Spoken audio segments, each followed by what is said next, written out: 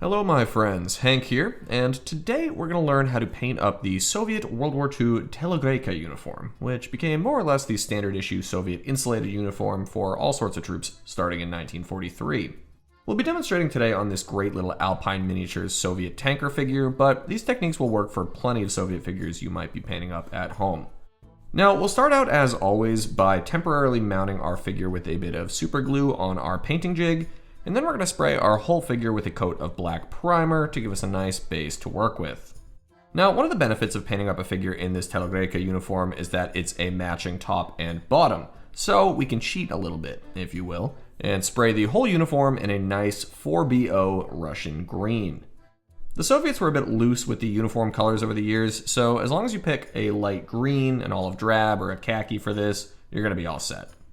Once our uniform base color is all set, we can go ahead and paint up our face and our hands. I went ahead and did this off camera because we're just going to focus on the uniform today, but if you'd like a full step-by-step tutorial on the easiest way to paint up high-quality realistic faces in 1/35 scale without stressing yourself out, you can pause and check out this video right here. Okay, we've got a nice, strong Red Army face there. Next up, let's break out our flat black and paint up that iconic Soviet tanker helmet. I've also gone ahead and painted the inside of the helmet with a bit of satin white, since this is the fleece-lined winter issue version. And while we've got our black out, let's paint up those boots as well. Next, let's take some red leather and very carefully pencil in his leather belt here. And we'll paint up the holster for his sidearm in that same red leather as well.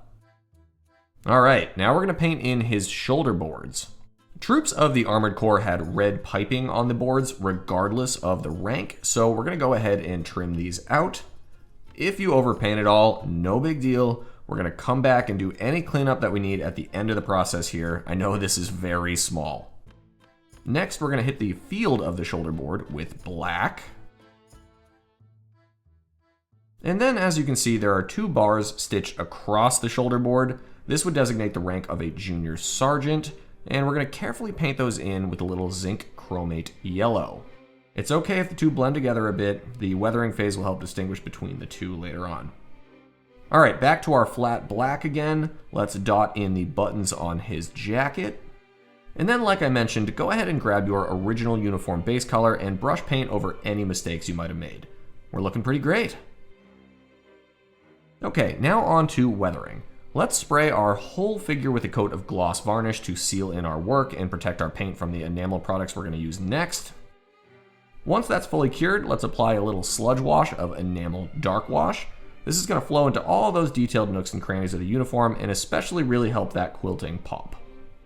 I know it looks messy at first, but we are going to come back with our enamel odorless thinner and start removing any excess that we don't want on there.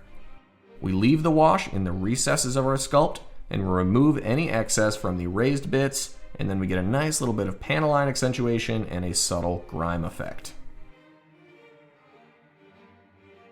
Once you're happy with how everything looks, let that dry completely, and then spray your figure with a coat of matte varnish to knock down the excess shininess and seal in our work. Then all that's left to do is assign your man to a tank. I hope you guys enjoyed the lesson today. If you'd like to check out some more figure painting tutorials or hop over and get started on your own T-34 project, you can check out these other great lessons right here.